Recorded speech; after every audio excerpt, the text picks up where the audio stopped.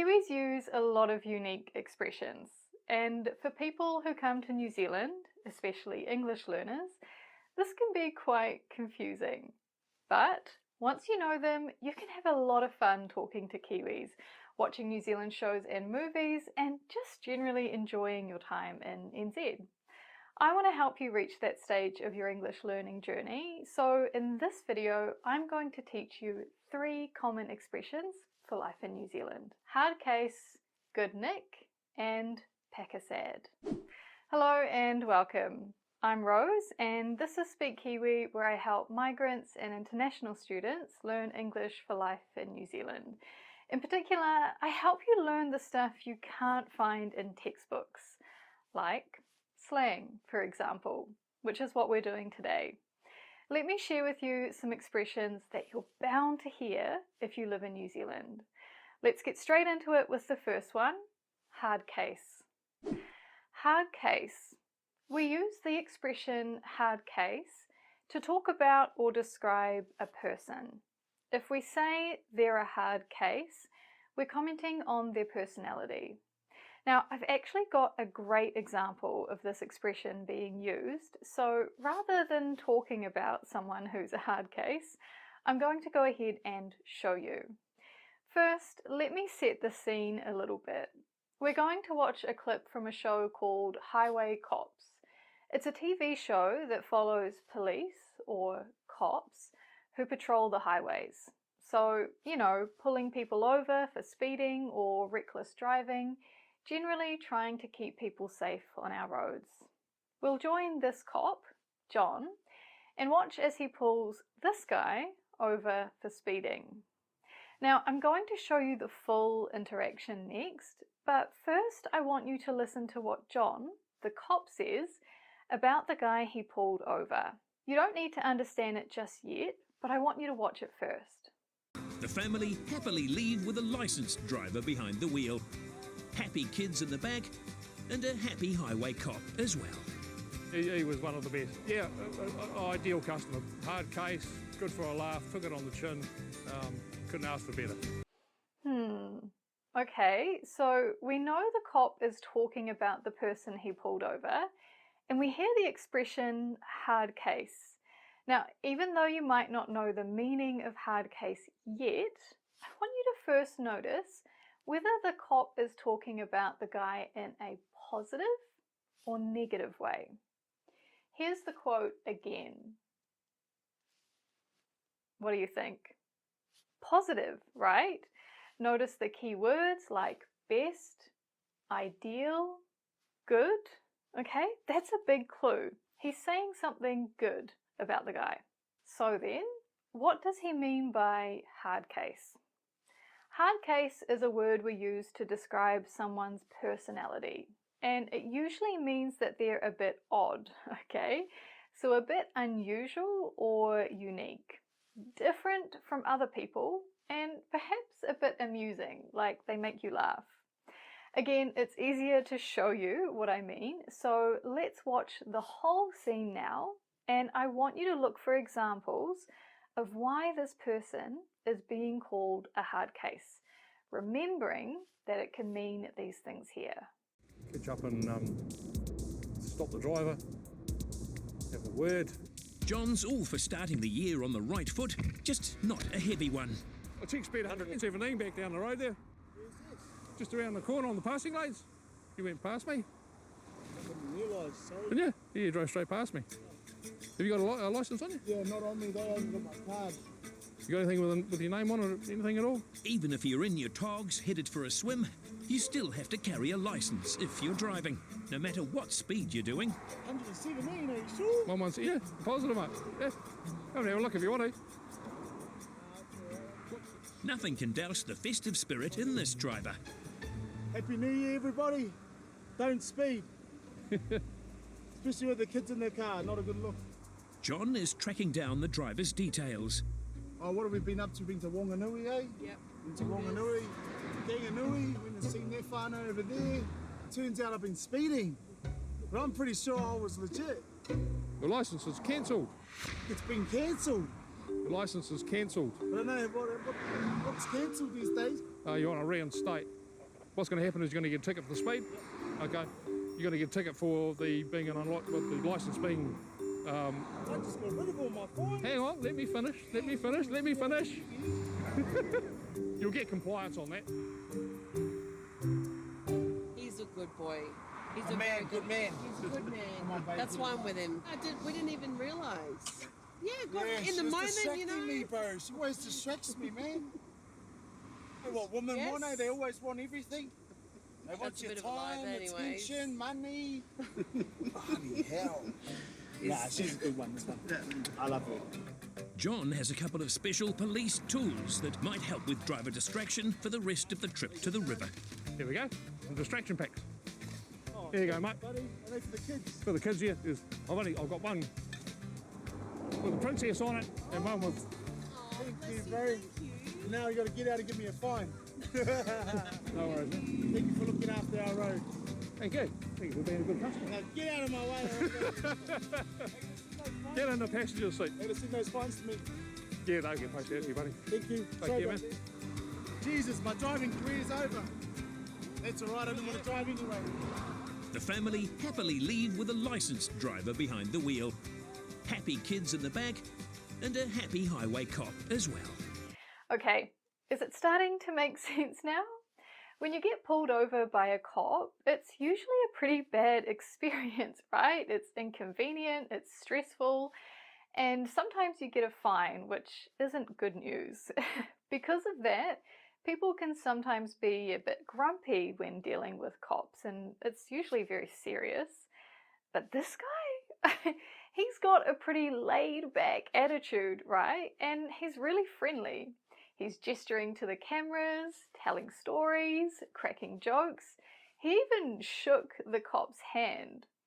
The way he handles the whole interaction is what makes the cop call him a hard case. When he says he's a hard case, he's describing the guy as a bit unusual, right? He behaves in a way that's quite different from others, not what you might expect. And he's also saying that this guy's kind of amusing, you know, like kind of funny. He's a hard case. And this is what we mean when we say someone is a hard case. They're a bit odd, but not in a bad way. Like they act kind of different, and when you're around them, it feels like you're not quite on the same level. Like you're here and they're like out there somewhere, you know, but it's kind of interesting. Like, I don't know, almost entertaining. When we say someone's a hard case, that's what we mean. And actually, I heard a really great description online. So if I can quote someone from Reddit, a hard case is a character that will leave you chuckling and shaking your head at the same time, in a good way. And if we break this sentence down, it's a pretty helpful definition. When they say shake your head, they mean that gesture you do when you don't quite understand something or it's surprising. And to chuckle is that small laugh you do to yourself when you see something funny. If someone makes you feel this way, they might be a hard case too. And while we're talking about laughing or chuckling at someone, when I say funny, I don't mean funny ha-ha, right? Like someone who tells jokes. I mean more like someone who's kind of weird or different and they do or say things that you think are funny and that makes you laugh. Even if they don't necessarily mean to be funny, they don't want to make you laugh. That's the kind of funny I'm talking about. Again, hard case is a neutral or even positive comment. It's a pretty nice thing to say about someone. It's not an insult, but it does carry that idea of like, yeah, that guy's kind of random. He cracks me up. That's what we're trying to say. Anyway, this was just one example, and every person who we call a hard case is going to be different from the next. But I hope that helps you paint a picture of what we mean when we say he's a hard case. When considering how people might say the same thing outside of New Zealand, a similar expression is he's a character or he's a real character. And you can see in this example from the Cambridge Dictionary, it has a similar definition. A character is someone whose behaviour is different from most people's, especially in a way that's interesting or funny. They give the example, Ted's quite a character. He's 70 now and still riding that motorbike. In New Zealand, we might say that. We use this word character as well. Or we might say something like, Ted's a hard case, eh? He's like 70 and still rides a motorbike. Again, Ted's an interesting guy. He's a hard case. He's a character. Before we move on, I'll just comment that I've sometimes heard hard case used to describe situations as well as people, but that's a little bit less common, so I'm not going to share any examples on that for now. I just want you to remember that hard case means unusual, amusing, different, but in a good way. Okay, moving on, let's talk about another expression. What does it mean if I say something is in good nick? To be in good nick. To be in good nick is an expression that we use to describe the condition something is in. And we use it to talk about property, usually, like houses, bikes, shoes, and so on. So for example, this bike's in good nick, or those shoes are in good nick, where in each example, the word nick means condition. In other words, this bike's in good condition. And what does that mean exactly? Well, let me show you with some examples. For this set of examples, we're going to check out Facebook Marketplace. A reminder that Facebook Marketplace is a space on Facebook where people can buy or sell goods. It's used a lot by people who want to sell something that they don't use anymore, and for those of us who want to buy something, we can usually get a pretty good price. So anyway, let's go ahead and check it out. Here I am on Facebook Marketplace and I've found a drum kit. If we read the description, you'll see it says, all in good nick. In good nick, okay? But what do they mean by that? Well, let's take a look at the pictures and see if we can guess. From what you can see here, how does it look? I mean, can you see anything that is damaged or broken? What about here? Does it look okay? Yeah, right? It's in pretty good condition. Is it brand new?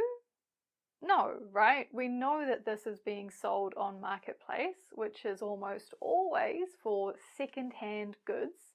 And right here, the seller tells us that someone has used it before. Still, they want to tell us that it's in pretty good nick. It's in good condition. What they're saying is, it still works, you can play music, it's sweet. So this example shows us a drum kit, but if we type good nick into the Facebook search bar, we find the same expression used in heaps more examples, like this car, these shoes, this bike. And if I keep going through the search results, you'll see there are lots of other things too. Sandals, a tractor, a couch, a watch, and more. Again and again, we can see the seller describes the item by telling us it's in good nick. In other words, even though this isn't new and it has been used before, it's still in good condition. It still works well, and you can expect a good experience with it. I want to share an example of this being used in spoken English as well, so let me go ahead and show you a clip from TV. We're going to watch a scene from a show called Moving Houses. In the show, the host, Clark Gayford, follows people as they move their house from one location to another. Notice I didn't say build a house. No, they're going to move a house. They basically pick them up off the ground, chuck them on a huge truck, and then drive them across the country. It's pretty wild. Anyway, what you'll see is that they are moving an old house a house that has been lived in for many years, and what you'll hear is someone commenting on the condition. Now, just a bit more context before we watch. The guys who own the house are here, and the guy who's helping with the move, the project manager, is here. Now, we're going to hear the project manager comment on the house in a moment, but first I just want to show you what the homeowners are doing. The homeowners decided to start stripping paint before the big moving day. See how they're removing the paint to reveal the original wood underneath? That's them stripping paint. Now, the project manager was quite worried about this.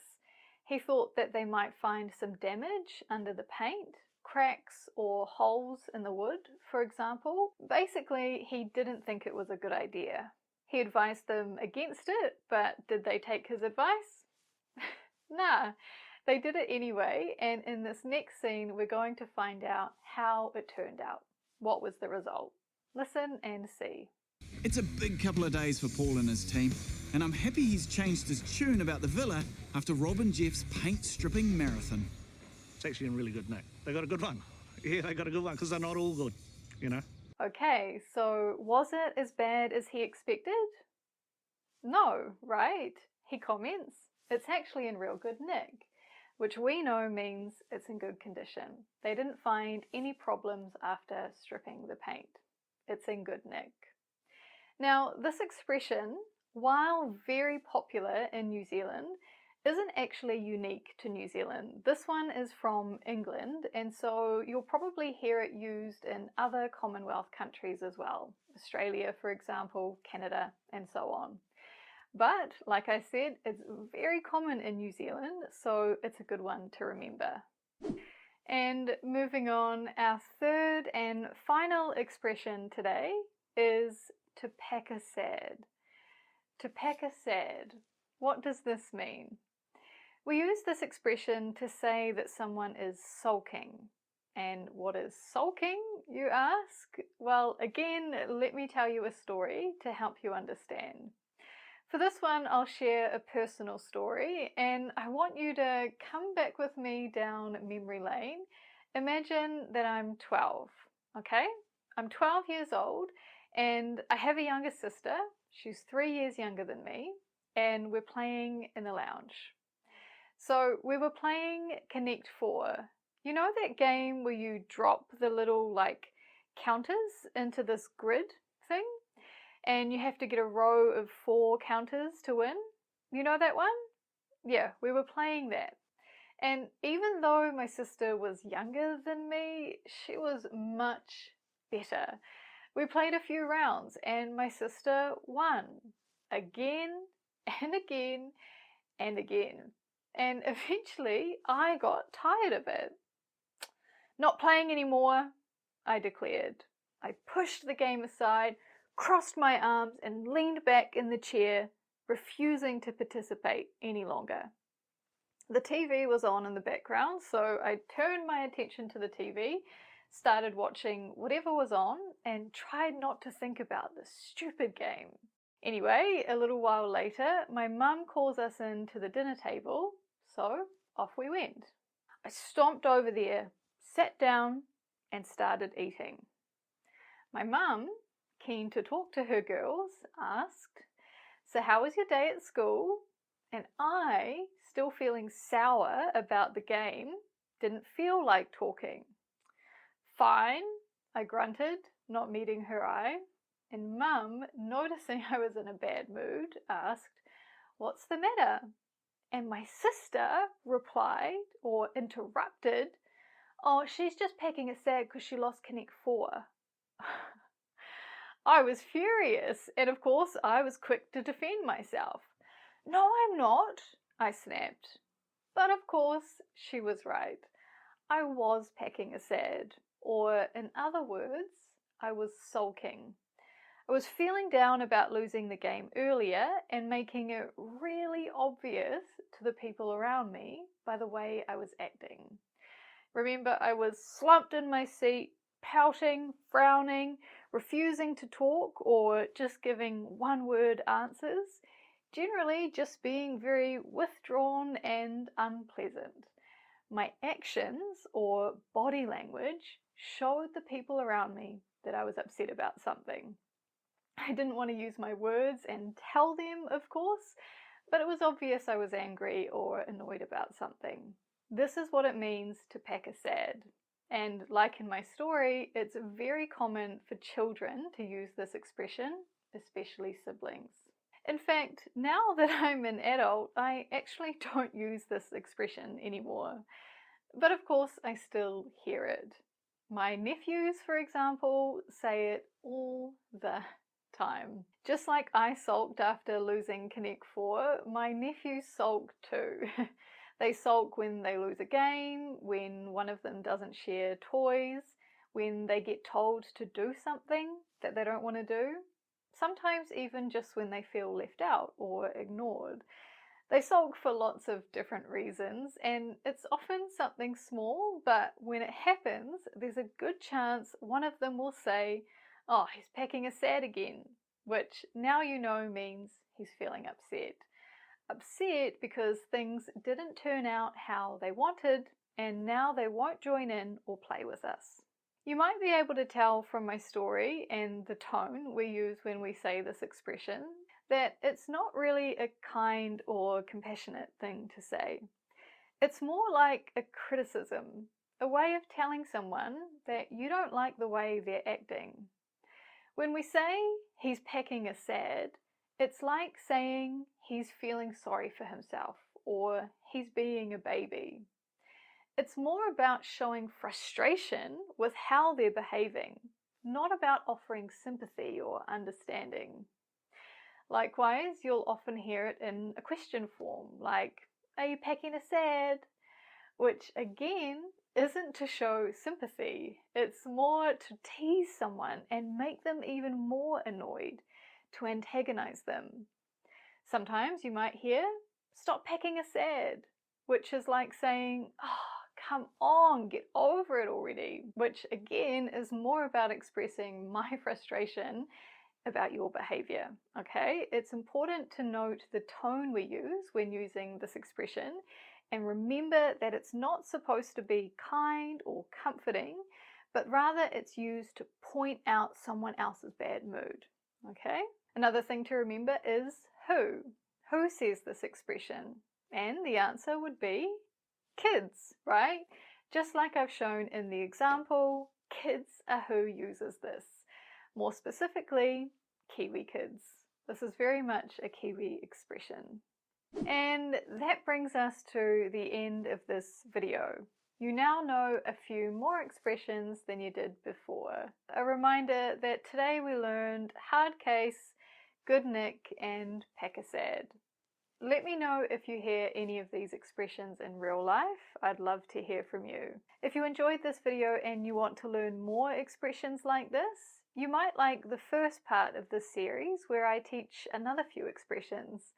If you've already seen that one, consider subscribing or signing up for my newsletter, and you'll be the first to know when I release the next part of this series. Until then, thanks for watching. See you soon.